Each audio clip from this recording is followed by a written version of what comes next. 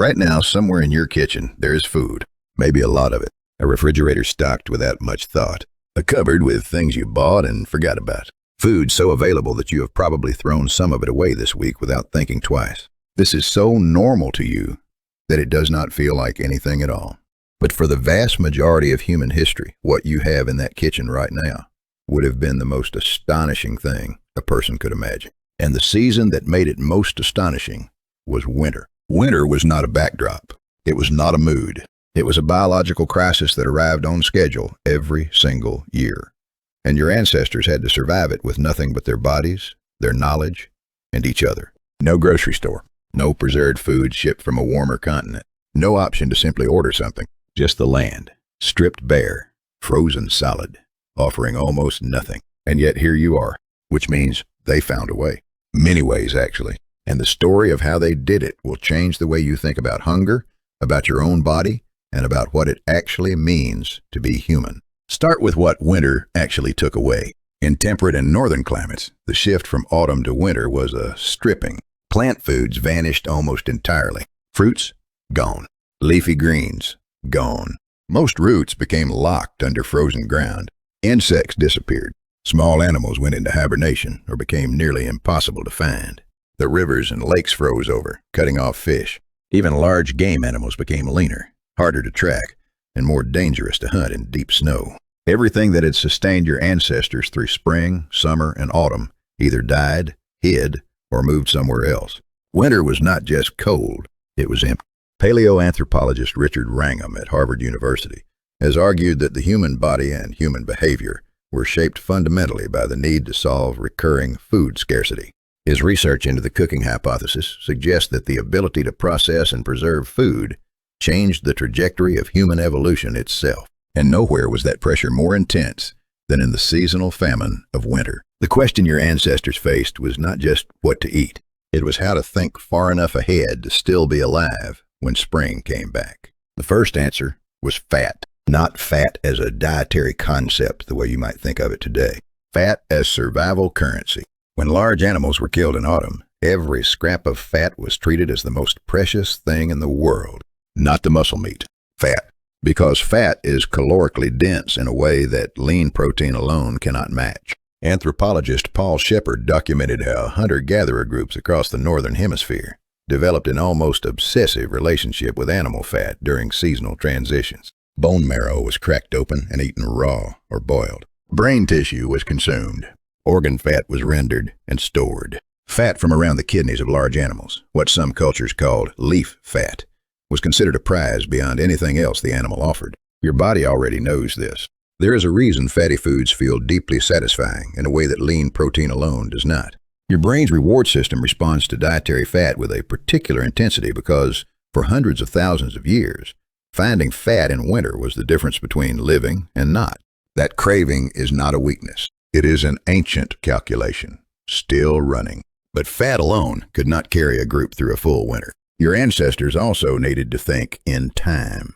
They needed to reach backward into autumn and forward into spring simultaneously. This is where the cognitive demands of winter survival become extraordinary.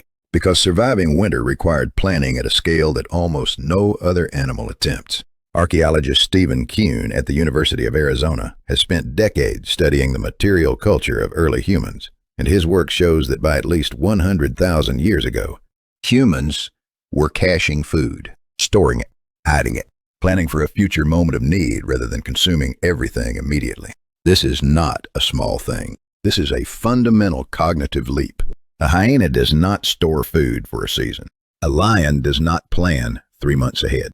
But your ancestors did. And winter is almost certainly the pressure that drove that capacity. What did they store? Dried meat was one of the oldest preservation methods available.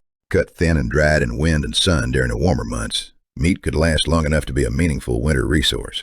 Smoked fish in coastal and riverine environments served the same function. Rendered fat stored in animal bladders or stomach pouches could remain edible through cold months.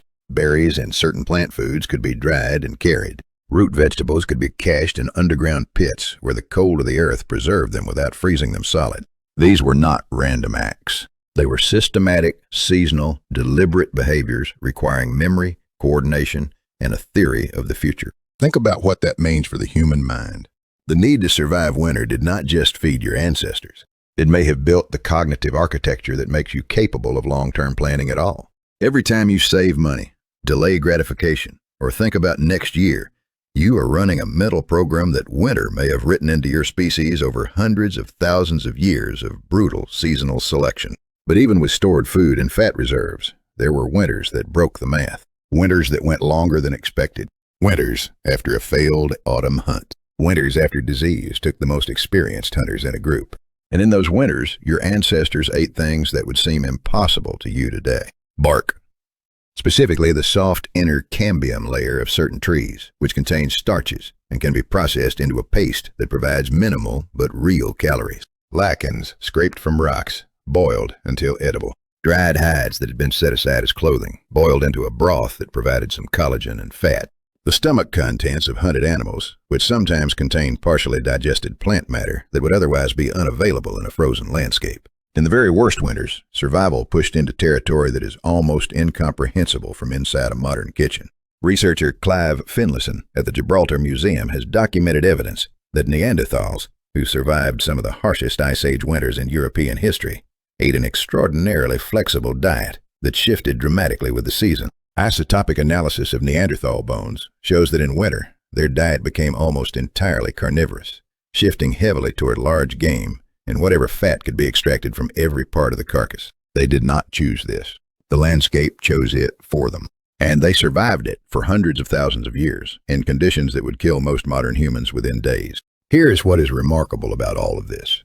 Your body still carries the physiological memory of winter scarcity in ways that affect you every single day. When the days get shorter and colder, your appetite increases, not because you are actually short on food, but because your body is running an ancient program that says winter is coming and calories need to be stored. Your carbohydrate cravings spike in autumn and winter. Your body holds on to fat more efficiently in cold months. Your metabolism shifts. These are not random fluctuations.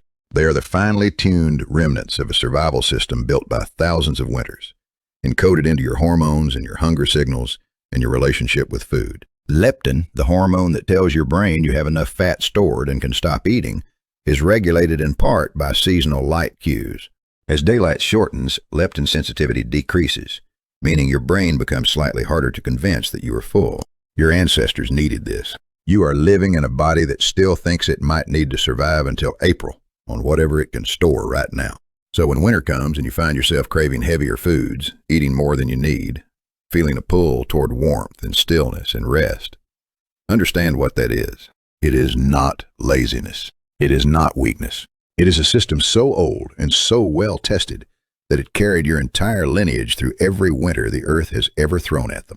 Every ice age, every failed hunt, every frozen river, every spring that came too late.